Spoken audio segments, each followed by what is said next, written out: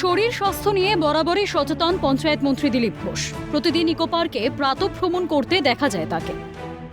তবে মঙ্গলবার আর eco park নয়, বরং রবীন্দ্র সরোবর লেকে প্রাতঃভ্রমণ করতে দেখা গেল পঞ্চায়েত মন্ত্রী দিলীপ ঘোষকে।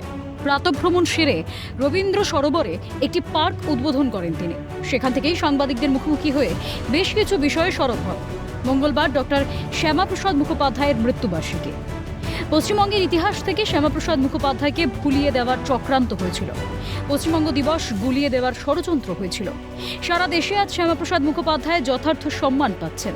আমি রাজ্যের বাইরে গিয়ে দেখেছি ওনাকে মানুষ সম্মান করেন, বলেন পঞ্চায়েত মন্ত্রী দিলীপ ঘোষ।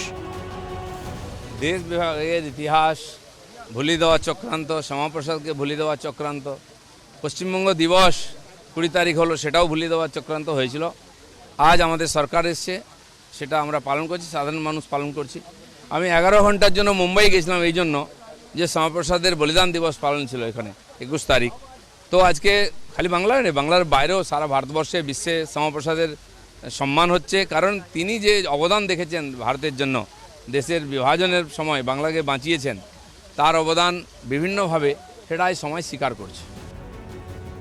সোমবারই বিজেপি সরকারের প্রথম বাজেট পেশ করা হয়েছে। এ বিষয়ে পঞ্চায়েত মন্ত্রী দিলীপ ঘোষ বলেন, বাজেট নিয়ে মানুষের আনন্দ কোন পর্যায়ে যেতে পারে দেখলাম, সবাই খুশি।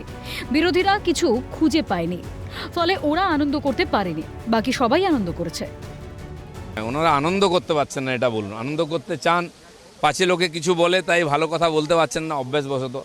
আজ বাজেট নিয়ে মানুষের এত আনন্দ হয়, এটা প্রথমবার আমরা পশ্চিমবাংলায় দেখলাম। সমস্ত মানুষ, আপামর জনসাধারণ উপর থেকে নিচে সবাই খুশি হয়েছে।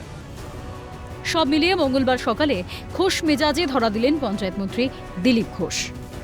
শান্তনু সাহার রিপোর্ট, ক্যালকাটা নিউজ।